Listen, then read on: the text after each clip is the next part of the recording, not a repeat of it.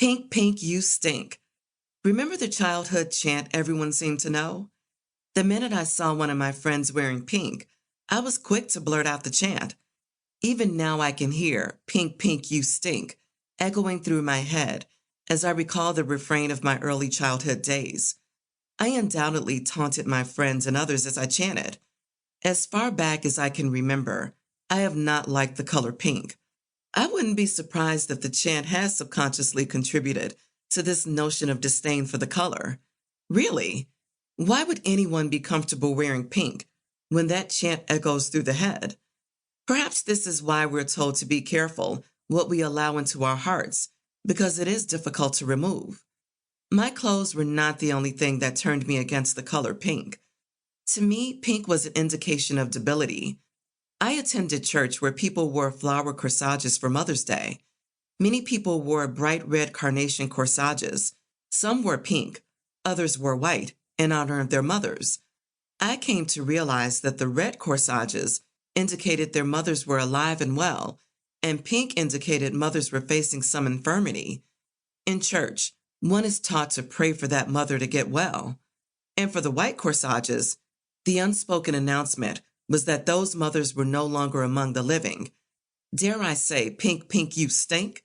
Maybe not so loud, but I think it stinks that death can cloud what should be what I thought was a day to express happiness.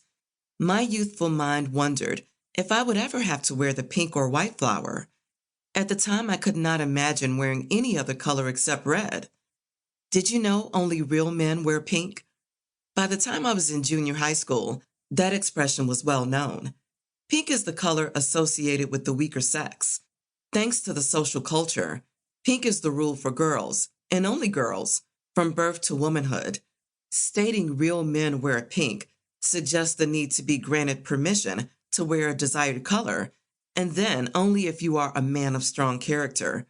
Pink, pink, you stink. My aversion to pink intensified over the years. If given a choice, I almost always chose blue over pink.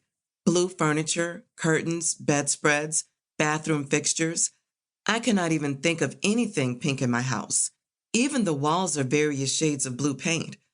I've seen women's linen closets full of pink towels, sheets, and blankets, and I've wondered, will we ever have anything in common? Pink, pink, you stink. On September 30th, 2015, I was scheduled to have back surgery. Please know that no one wants to have back surgery. It is usually done when there's no other method of relieving the pain. I had been going to a chiropractor and had managed to have the pain in my lower back under control, but I experienced a life-changing accident December 1st, 2014. I was rethinking my decision to stay after school to catch up on grading student papers. I remember because it was my niece's birthday. I debated with myself for a while whether or not I should stay or go home, and going home won. As I went to turn off the computer on my desk, I tried to pull up the task chair, and it slipped out from behind me. I fell, hitting my head and the back of my neck on the windowsill behind me, and my forehead on the desk in front of me. I was now on the floor, too scared to move. My head was killing me. There was a nurse, two actually, and other teachers and the principal standing around me. I was embarrassed to have attracted so much attention. All I wanted was my husband. Someone called him. I was imagining him in the car driving rapidly through the streets. He must have been nervous, as he got to me faster than my mind drove. I would only let him help me up. I remember my coworkers wanted me to go by ambulance, but I insisted that was not necessary. I would go to the urgent care center. At urgent care, the staff feared I had a neck fracture, so they sent me to the hospital. X-rays indicated that nothing was broken, but my final diagnosis was whiplash and occipital neuralgia. I was in constant pain, so the doctor visits began. Even those were painful and tiresome. I stopped attending the chiropractor. This was a bad move on my part, because without the routine work on my back, it became increasingly more difficult for me to get up without excruciating pain.